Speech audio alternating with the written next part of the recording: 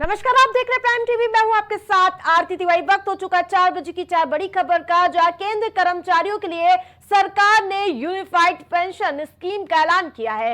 Modi cabinet की बैठक में नई योजना को 1 अप्रैल 2025 से लागू करने का फैसला लिया गया। अब विपक्ष ने यूनिफाइड पेंशन स्कीम का मुद्दा लगातार बढ़ता हुआ नजर आ रहा है। सत्ता पक्ष और विपक्ष की तरफ से वार पलटवार का सिलसिला शुरू हो चुका है।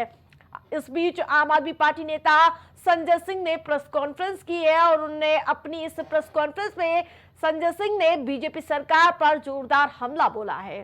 संजय सिंह ने कहा कि लाखों कर्मचारी ओपीएस की मांग कर रहे थे, उन्होंने आंदोलन किया, मैं भी शामिल था। अब मोदी सरकार यूपीएस लेकर आई है, यूपीएस की हकीकत मैं बताऊंगा। यानी कि संजय सिंह ने कहा कि मैं यूपीएस की हकीकत बताऊंगा और सरकारी नौकरी में एससी एसटी के लोगों को छूट रहती है। पिछड़ों को 38 वर्ष की उम्र तक नौकरी मिल सकती है और इस योजना में कहा गया है कि 25 साल तक पूरी करनी होगी और अगर 36 साल में नौकरी पाते हैं तो 24 साल नौकरी कर पाएंगे। इस योजना से दलित, आदिवासी, पिछड़ों को वंचित किया जा रहा है। तो वहीं आपको बता दें कि अब एक और मुद्दा बढ़ता हुआ नजर आ रहा है।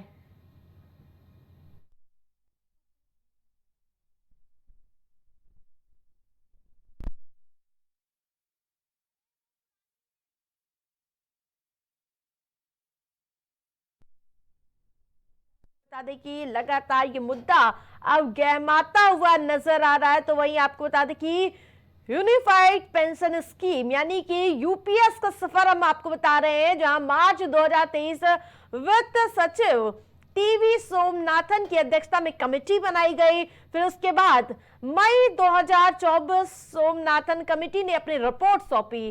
फिर उसके बाद 24 अगस्त 2024 को यूनिफाइड पेंशन स्कीम का ऐलान किया गया और 1 अप्रैल 2025 यूनिफाइड पेंशन स्कीम लागू होगी। जी हां, आपको बता दें कि यूपीएस के तहत पेंशन का कैलकुलेशन हम आपको बता रहे हैं, जहां आखिरी 12 महीने की बेसिक सैलरी 50,000 रुपए रहेगी और नौकरी की अवधि 25 साल होगी। पेंशन में 25,000 रुपए महंगाई राहत होगी। ज्यादा अपडेट के साथ मोहम्मद उवैस हमारे साथ लाइव जुड़ चुके हैं। उवैस, पहले आप हमको ये बता दीजिए कि जो नई स्कीम लागू हुई है, आखिरकार विपक्ष उस पर ऐतराज क्यों जता रहा है? देखिए, तमाम तरीके से मैं आपको बता दूं कि जो विपक्ष है वो तमाम तरीके से वो ऐतराज जता रहा है। जबकि अगर स्कीम की बात करें तो स्कीम जो है वो उससे संतुष्ट है, वो जो स्कीम लागू हुई है उससे संतुष्ट है। लेकिन कहीं ना कहीं अगर देखा जाए तो वो विपक्ष है वो तमाम तरीके से कटाक्ष कर रहा है, ऐतराज जता रहा है। उसका साफ तौर पर ये कहना है कि जो ये स्कीम लागू हुई है वो कहीं ना कहीं देखा जाए कम है और इनके हित में नहीं है। तो जिस तरीके से विपक्ष लगातार इस बात का ऐतराज जता रहा है तो उससे साफ तौर पर यह जाहिर हो रहा है कि कहीं ना कहीं इस स्कीम में इसको कहीं रद्दोबदल करने की संभावनाएं बन रही हैं। लेकिन जो जो जो स्कीम लागू हुई है उसकी अगर हम बात करें तो वो स्कीम जो है उस हिसाब से वो स्कीम सही साबित हो रही है। जी जी, ओपीएस की मांग लगातार विपक्ष करते हुए नजर आ रहा था। तो इस बीच जो यूपीएस स्कीम लागू कर दी गई, कहीं ना कहीं से पॉलिटिकल और चुनावी रणनीति मानी जा रही है। देखिए, बिल्कुल कहीं ना कहीं देखा जाए तो जो स्कीम लागू हुई है, अगर विपक्ष उस बात का सवाल उठा रहा है तो कहीं ना कहीं देखा जाए तो उसमें जो है वो चुनावी रणनीति जो लागू साफ तौर पे हो रही है। लेकिन जिस बात से ये स्कीम लागू हुई है, अगर हम बात करें स्कीम की तो स्कीम जो है जो पे लागू हुई है ओटीएस की अगर हम बात करें तो वो भी जो है कहीं ना कहीं जो है उस पर सवाल उठाए जा रहे हैं। लेकिन जो स्कीम लागू हुई है वो स्कीम जो है वो कहीं ना कहीं देखा जाए तो उसमें साबित हो रही है। अब सवाल इस बात का होता है कि इस स्कीम से कितने लोग खुश हैं और कितने लोग नाराज हैं। ये अब बात जब लागू होगी तो उसके बाद ये सामने सामने कहीं ना कहीं कर्मचारी भी इसमें बढ़ते हुए नजर आ रहे हैं, कोई इसका स्वागत करता हुआ नजर आ रहा है, कोई इसका विरोध कर रहा है। आखिरकार इस पेंशन में क्या कुछ लागू होगा? पहले ये पूरी स्कीम हमसे पूरी तरीके से इसकी क्या रणनीति होगी उसको साझा कर दीजिए। देखिए, हम आपको बता दें कि जिस तरीके से कुछ लोग जो है इस स्कीम को सही मान रहे हैं और कुछ लोग इसको विरोध कर रहे हैं, तो विरोध जो कर रहे हैं तो उनको इसमें बढ़ोतरी की जो है इसमें मांग उस तरीके से उनको लग रहा है कि इसमें बढ़ोतरी होना चाहिए।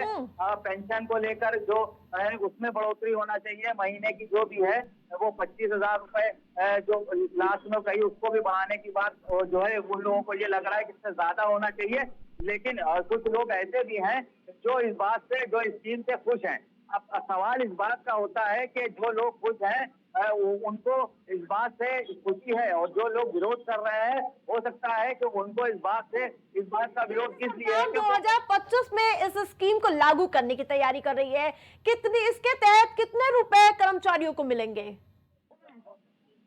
जी देखिए, जो स्कीम लागू होगी, जो बात निकल कर आ रही है, ये 25,000 ये लास्ट में जो फाइनली हो रहा है वो ये बात सामने निकल कर आ रही है। लेकिन अभी जो विरोध की बात हो रही है, जो विरोध जिस तरीके से जो विपक्ष जता रहा है, सवाल इस बात का खड़ा होता है कि आखिर इस स्कीम से विपक्ष क्यों इस बात का जता रहा है, आखिर इसमें जो है राजनीति क्यों हो रही है। राजनीतिक तमाम तरीके से जो विपक्ष है वो लगातार इस बात से अड़ा हुआ। आपके पास तमाम अपडेट के लिए बहुत बहुत धन्यवाद आपका। वही आपको बता दें कि लगातार इस मुद्दे पर विपक्ष चौतरफा केंद्र सरकार पर हमलावर नजर आ रहा है।